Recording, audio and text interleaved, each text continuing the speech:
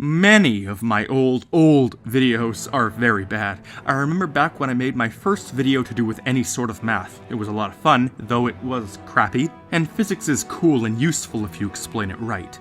Using it to solve arbitrary situations is a great passion of mine, and I also enjoy video games. So while most of my videos do focus on movie conspiracies I take days coming up with, these kinds of videos are my favorite to make. So my third theory ever, how strong are chain chomps, is a video which I've wanted to revise for ages now. The calculations were incorrect, the video was terrible, and this is my chance to have some personal fun with making an analysis of a Mario game, something I haven't done in months.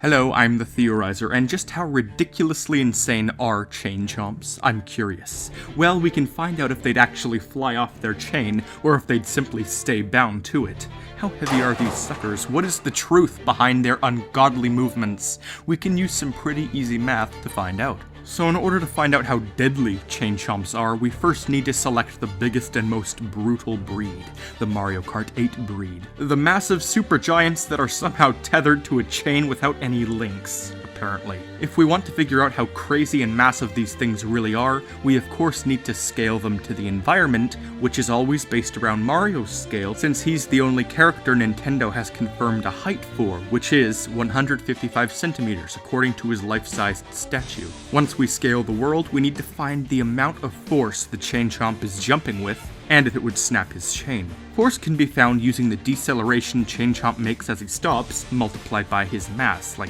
how massive he is. First, let's go for the mass, which can be found if we know two things: what chain chomps are made of, and their volume, how much space they take up. Let's do volume first, comparing Mario to this bike I'm using, then comparing the bike to a tiny chain ball, and then finally comparing the small ball to the chomp. We find that one chain chomp is around 60 feet tall. The hell? But honestly, it makes sense. Total sense. It's just so towering in comparison to most other enemies in the series. But this isn't even close to where it becomes ridiculous, because next we have to account for something else: the fact that chain chomps are hollow. So instead, we'll have to compare the height to the width of its skin. Doing so, we find out that the chain chomp's skin is around 1.5 meters thick, which is honestly so surprising. Jeez, that's a little ridiculous. But as any geometry nerd will know, area of base times height equals volume. The space something takes up. And that makes sense too. So if we find out the surface area of the chain chomp, then we can multiply by his thickness to get the volume of his skin. And for the sake of simplicity, let's assume his eyes are made of the same material as his skin, and that his teeth are actual teeth. So measuring his ball body and taking out the space of his mouth, we get a body surface area of 1,420 square meters. Wow, if you skinned a chain chomp and made him into a square rug, the rug would be 125 feet in every direction. Jeez, these things are huge! But anyways, multiplying the area by the thickness of his skin, we find that chain chomps have around 2,080 cubic meters of skin. That's like a giant cube going 40 feet in every direction. That's pretty big.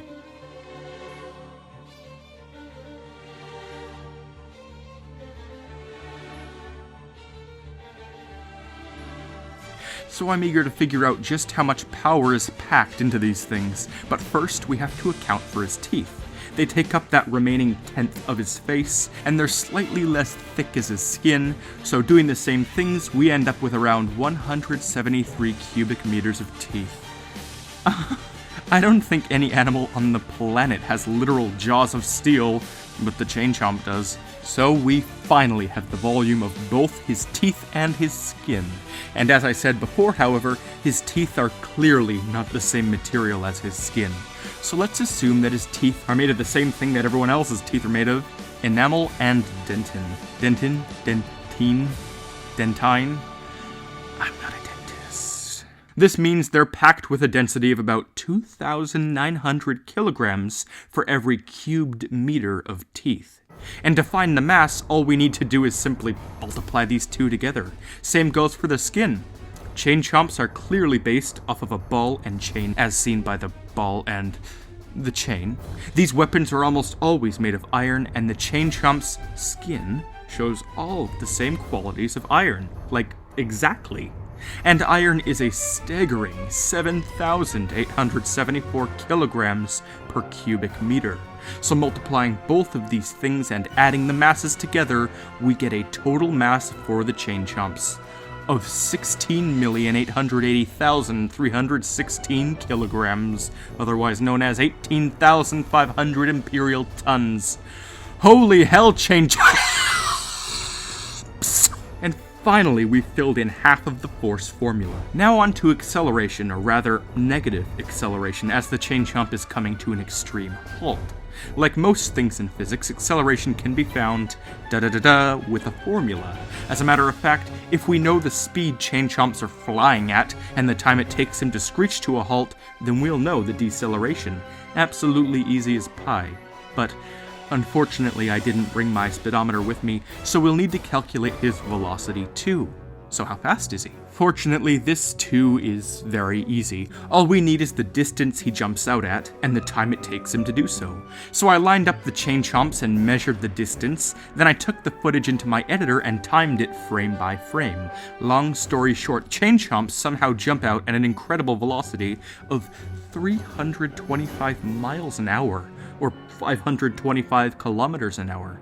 So, despite his ginormous weight, these things can still fly faster than most cars can, but I'm eager to get to the force. So I timed the few frames it took him to stop to a halt, then I divided, got the extraordinary acceleration, multiplied, and got a wickedly outlandish force of 50 billion newtons, or more specifically, 49,135,223,812.8 newtons, i.e. 11 billion pounds, being exerted on this tiny little pathetic wimpy crappy idiotic sans link broken minuscule insignificant rubber chicken null of knowledge freaking mini chain. So is there any chain known to man which can withstand that much weight? No.